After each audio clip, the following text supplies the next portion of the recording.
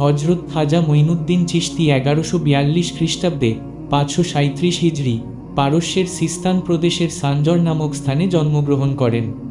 তার পিতার নাম ছিল খাজা গিয়াসউদ্দিন এবং মায়ের নাম ছিল সাইদামা হজিরা।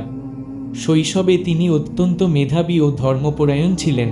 তরুণ বয়সে বাবা মাকে হারানোর পর তিনি পারস্য ও মধ্য এশিয়ার বিভিন্ন শহরে জ্ঞান অর্জন করেন।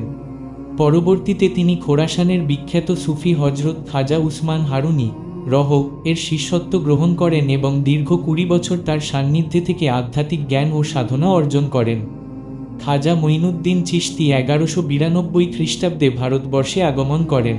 তখন দিল্লি ও রাজস্থানের বিভিন্ন অঞ্চলে ইসলাম প্রচার কার্য পরিচালনা শুরু করেন। তিনি আজমিরকে তার কার্যক্ষেত্র হিসেবে বেছে নেন এবং এখানেই চিশতিয়া তরিকার প্রতিষ্ঠা করেন। তার অসীম দয়া, উদারতা, মানবপ্রেম ও অলৌকিক ক্ষমতার কারণে বহু মানুষ ইসলামের ছায়াতলে আশ্রয় নেয়। চিশতিয়া তরিকা মূলত ভালোবাসা, দয়া, সহনশীলতা এবং মানবতার সেবা প্রচারের ওপর গুরুত্ব দেয়।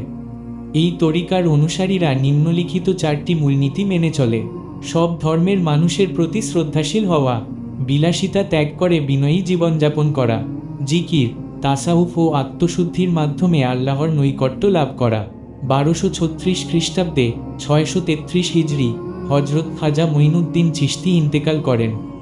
তাকে আজমিরে দাফন করা হয়, যা আজ খাজা গরিব নেওয়াজ দরগাহ নামে পরিচিত। প্রতি বছর 6 রজব তার ওরস পালিত হয়, যেখানে দেশ বিদেশ থেকে লক্ষ লক্ষ ভক্ত আসেন। হজরত খাজা মঈনুদ্দিন চিশতি ছিলেন এক মহান সুফি সাধক, যিনি ভালোবাসা, মানবতা ও আত্মশুদ্ধির বার্তা ছড়িয়ে দিয়েছিলেন। তার শিক্ষা ও দর্শন আজও কোটি কোটি মানুষের হৃদয়ে প্রজ্বলিত রয়েছে।